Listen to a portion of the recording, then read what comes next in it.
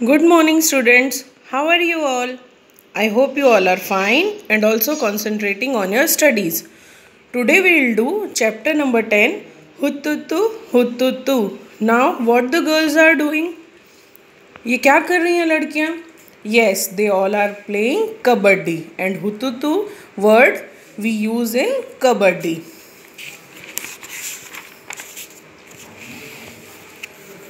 What are these girls doing? They are shouting out, out, out.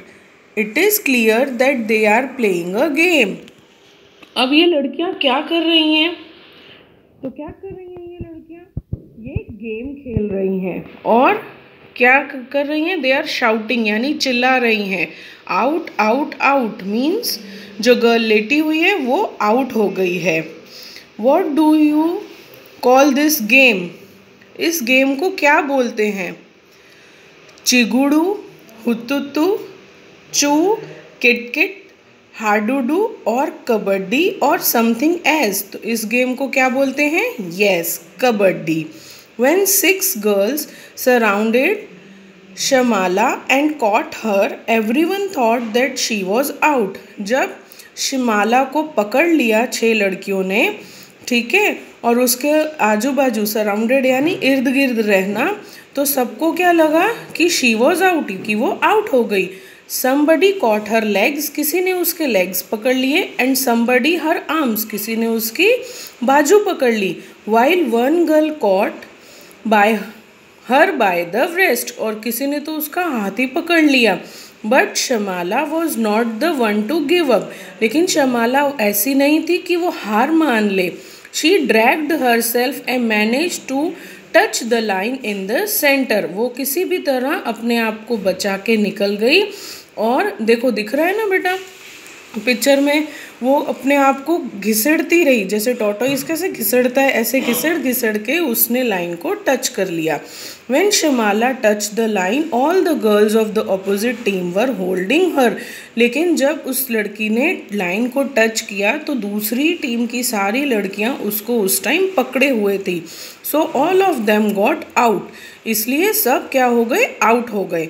But Rosie argued that Shamala had taken a breath in between, so the team was not out. लेकिन जो opposite team की एक girl है उसका नाम है रोजी, उसने क्या किया? आर्ग्यू किया यानी डिस्कस किया, बोला कि उसने बीच में ब्रेथ यानी सांस ले ली थी, तो हमारी टीम नहीं आउट है. Shamala insisted that this was not true, और शमाला ने क्या कहा कि ये सच नहीं है. She said that if she had taken a breath why did the girls keep holding her. अब उसने ये भी बात सही कही कि अगर उसने सांस ली है तो सामने वाली लड़कियों ने उसे क्यों पकड़ कर रखा है. There was a big argument, और इसी बात पे बहुत बड़ी बहस हुई. Finally Shamala win. अब एंड में क्या हुआ? शमाला जो है वो जीत गई. Now next page. When you play kabaddi, how many players do you have in a team? जब आप कबड्डी खेलते हो तो एक टीम में कितने प्लेयर्स होते हैं? There are 12 players in kabaddi team. 7 play on the ground and 5 players are reserved. 7 players खेलते हैं और 5 players पीछे बैठते हैं, reserved players होते हैं. The game of next question is how many players got out when Shamala touched the line? कितने players out हो गए थे? तो 6 players got out. 6 players out हो गए थे जब शमाला ने लाइन को टच किया. Do you have way to resolve disputes in game? In game referee should listen to both sides and give a fair judgement. अब क्या है, अगर बाय चांस दोनों टीम में थोड़ा सा बोला बाली या कहें हम कि झगड़ा हो जाए, तब क्या कर सकते हैं? तो इस गेम में रेफरी जो है उसको दोनों टीम्स के आर्ग्यूमेंट्स यानी अपनी सफाई सुननी चाहिए और फिर फेयर जजमेंट करना चाहिए. The game of kabaddi. So this is what a game of kabaddi is like. तो ये है कबड्डी का game. Pushing and pulling, screaming and shouting, dragging and falling on the ground. Pushing and pulling means एक दूसरे को धक्का देना, खींचना, चिल्लाना, चीखना, नीचे गिरना. ड्रैग करना यानी रेंगते रेंगते, जैसे लाइन को ये गर्ल टच कर रही थी ना शमाला, ऐसे. घिसेड़ना अपने आप को मिट्टी में, यही है पूरी game kabaddi. It is a rough game yet it has many rules. ये एक तरह की रफ गेम है, फिर भी इसके बहुत सारे रूल्स और रेगुलेशंस हैं। It is lot of fun and lots of exercise. इसमें बहुत सारा मज़ा आता है और एक्सरसाइज भी बट ऑब्वियस हो जाती है। जब हम किसी को धक्का देंगे, खींचेंगे, तो हम अपनी एनर्जी लगाएंगे, तो इस तरह से इसमें हमारी बहुत सारी एक्सरसाइज हो जाती है। होल्डिंग योर ब्रेथ, अपनी सांस को रोक के रखना। while running and continuously saying kabaddi kabaddi and also trying to touch the players of the opposite team। अपनी सांस को रोकना, फिर उस रोकते हुए क्या बोलना, कबड्डी कबड्डी बोलना, दूसरे प्लेयर को टच करना ऑपोजिट टीम के। So many things to do in kabaddi. ऐसी बहुत सारी चीज़ें हैं जो हमें कबड्डी में करनी पड़ती हैं। You can do this as long as you can hold your breath. अब ये सारे काम हम तब तक कर सकते हैं जब तक हम अपनी सांस को रोक सकते हैं। You need to use both your body and mind in this game. अब इस गेम में हमें हमारी बॉडी के साथ we have to use our mind also. हमें अपना दिमाग भी यूज़ करना है। You have to use your strength to pull or stop the players. हमें अपनी ताकत लगानी है ताकि हम सामने वाली प्लेयर को खींच सकें या उन्हें स्टॉप कर सकें, रोक सकें। At the same time you have to think about how to enter the other side. और उसी टाइम में हमें ये भी सोचना है कि हम दूसरे साइड कैसे अंदर घुस सकें। You have to decide whom to touch quickly and come back. ये आपको डिसाइड करना है कि किसे फटाफट टच करके वापस अपनी टीम में आ जाना है। If you get caught then how do you reach the line in the centre. और अगर आप पकड़े गए हो सामने ऑपोजिट टीम के प्लेयर से, तो आपको ये भी ट्रिक पता होनी चाहिए how you will come back to that line. आप कैसे वापस उस लाइन तक आओगे। Now next page. Next time when you play kabaddi, focus your attention on your legs, arms and eyes। दूसरी बार जब आप कबड्डी खेलो तब अपना पूरा ध्यान किस पे होना चाहिए, लेग्स पे, आर्म्स पे और आईज पे। You will notice that good coordination is required between eyes, legs and arms।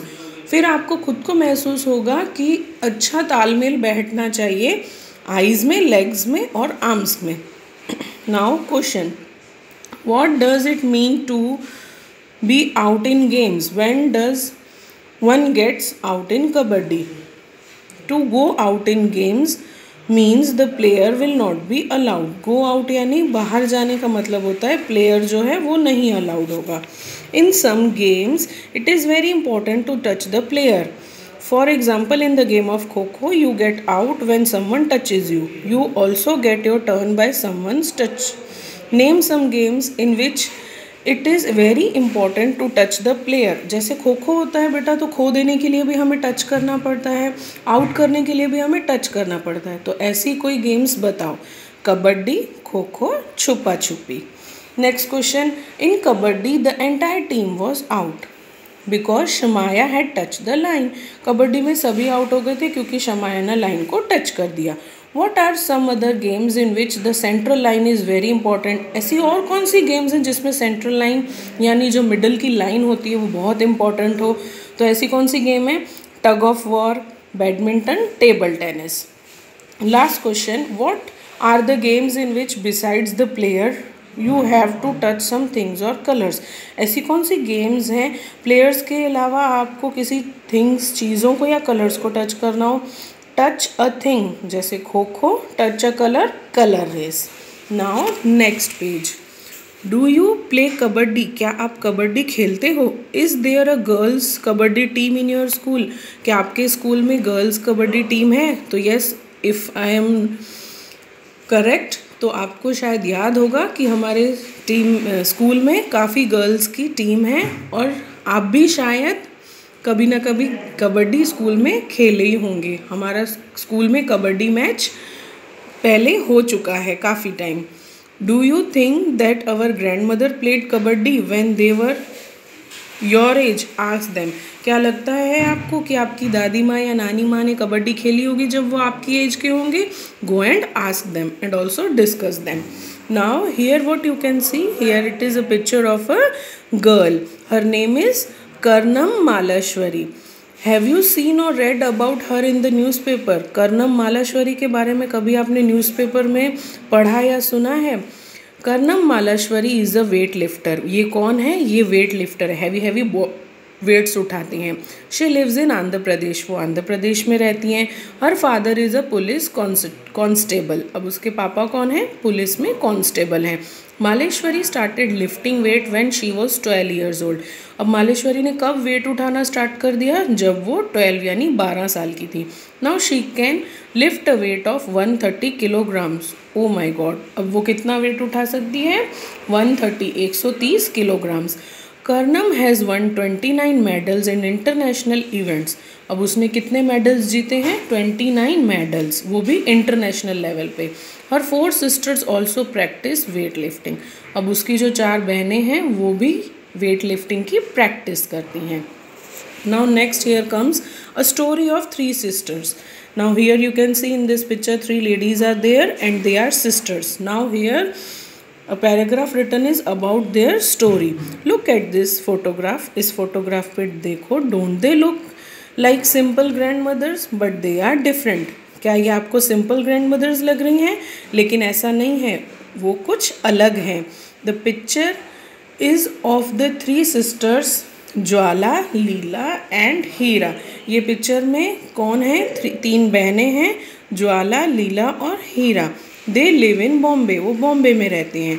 All 3 of them played kabaddi and taught the game to others. वो तीनों कबड्डी खेली और दूसरों को भी ये गेम सिखाई. ज्वाला टेल्स, ज्वाला कहती हैं, व्हेन वी वर यंग, जब हम जवान थे, girls were not allowed to play this game. लड़कियों को ये गेम खेलने की परमिशन नहीं थी.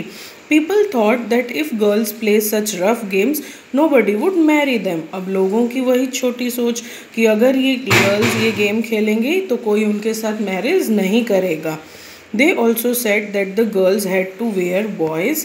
फिर उन्होंने कहा कि गर्ल्स को बॉयज़ के क्लोथ्स टू प्ले कबड्डी, कपड़े पहनने पड़ेंगे कबड्डी खेलते time. That is why they stop girls from playing. अब इसीलिए उन्होंने गर्ल्स को खेलने से रोक दिया कि बॉयज़ के कपड़े पहनने पड़ेंगे, इसलिए गर्ल्स को नहीं खेलना है. The sisters were young when their father died. अब वो सारी सिस्टर्स बड़ी हो गई थी जब उनके पापा की डेथ हो गई. देयर मदर एंड मम्माज, maternal uncles, mama brought them up. उनकी मम्मी और उनके मामा ने उनको बड़ा किया. Both uncles used to play kabaddi and kho kho. और दोनों मामा उनके कबड्डी और खो खो खेलते थे.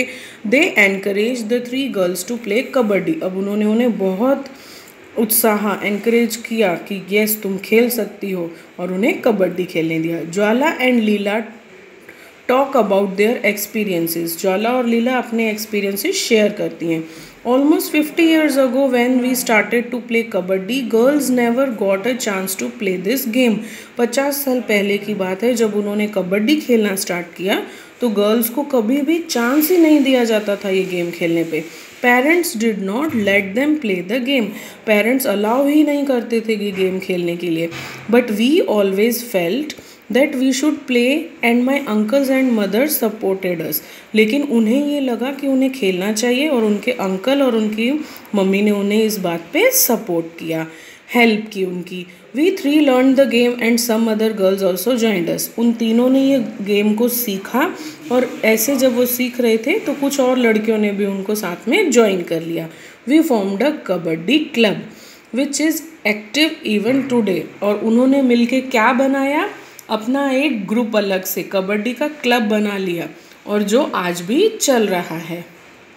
Then next, remembering those days. अब उन दिनों को याद करते हुए Leela and Heera still get very excited when they talk about their matches. अब लीला और हीरा जो हैं वो बहुत ज़्यादा एक्साइटेड हो जाते हैं आज भी जब वो अपने मैच के बारे में जो उस टाइम हुए थे उनके बारे में डिस्कस करते हैं, बात करते हैं. They tell how they won some matches which they were about to lose. वो अपने एक्सपीरियंस शेयर करते हैं कि उन्होंने कैसे वो मैच भी जीते जो वो हारने वाले थे. This was possible because of their strong will. और ये क्यों पॉसिबल हुआ? क्योंकि उनकी एक बहुत स्ट्रॉन्ग विल थी. स्ट्रॉन्ग विल यानी क्या होता है कि ऐसा कुछ कि यस हम कर सकते हैं एंड यस हम करेंगे ही। During those matches some very interesting things happened, some very interesting things happened. उन मैचेस के दौरान कुछ बहुत इंटरेस्टिंग हुआ। अब क्या हुआ कुछ interesting? Once they had to go to a different town for a big match. एक बार उनको दूसरी जगह जाना था, एक जगह से दूसरी जगह जाना था बड़े मैच के लिए। लीला ने कहा the match had to start at 6:30 in the evening. Match तो कब स्टार्ट होगा? शाम को 6:30 बजे। We went to see a movie from 3 to 6 o'clock। और वो लोग कहाँ चले गए? मूवी देखने चले गए 3 to 6 o'clock। We thought we would be back in time for the match. उन्हें लगा कि वो लोग जैसे ही मैच का टाइम होगा तब तक वापस आ जाएंगे। As soon as the movie started we notice some noise and disturbance. अब जैसे ही मूवी स्टार्ट हुई तब उन्हें कुछ आवाज़ आई जिससे वो डिस्टर्ब हो गए और कुछ डिस्टर्बेंस हो रही थी, कुछ ना कुछ पीछे से आवाज़ आ रही थी। It was created by our mama who was looking for us in the hall with a torch. अब वो आवाज़ कौन कर रहा था, कौन डिस्टर्ब कर रहा था? मूवी स्टार्ट हो रही थी तब उनके मामा थे, वो टॉर्च लेके उनको सिनेमा हॉल में ढूंढ रहे थे। when he found us he gave a big scolding right there in the cinema hall। और जैसे ही हम उन्हें मिल गए तब उन्होंने स्कोल्डिंग यानी बिग स्कोल्डिंग यानी उन्हें बहुत ज़ोर से डांट लगाई। The sister had to face many difficulties because of kabaddi but that did not reduce their fun. अब कबड्डी की वजह से उन्हें बहुत सारी डिफ़िकल्टीज़, मुसीबतों का, परेशानियों का सामना करना पड़ा, लेकिन इससे क्या हुआ? उनकी मजाक मस्ती, उनका फ़न कम नहीं हुआ। हीरा द यंगेस्ट सिस्टर, हीरा जो सबसे बड़ी हैं, बिकेम कबड्डी कोच। वो कबड्डी की कोच बन गई। She wishes that children like you should enjoy and play many games specially kabaddi. अब वो चाहती हैं कि आप जैसे बच्चे दूसरी भी सारी गेम्स खेलें और इन्जॉय करें और स्पेशली कबड्डी को तो बहुत इन्जॉय करें। Have you learned any game from a coach? Which one? तो yes, I have learn kabaddi from a coach. Question number second, do you know of any one who has learned any game from a coach? क्या आप किसी ऐसे को जानते हो कि जो किसी ने किसी कोच से गेम सीखी हो? तो yes, my elder brother has learned cricket from a coach. मेरे एल्डर ब्रदर ने क्रिकेट सीखा है कोच से। बेटा here if you want you can write down your own answers after discussing with your parents. आप अपने पेरेंट्स से discuss करके अगर आप चाहो तो ये आंसर्स ओन भी लिख सकते हो। Now the lesson is completed. These answers you have to write down in the textbook itself, which you are able to see in the textbook, and another exercise you will write it down in your notebook. Thank you.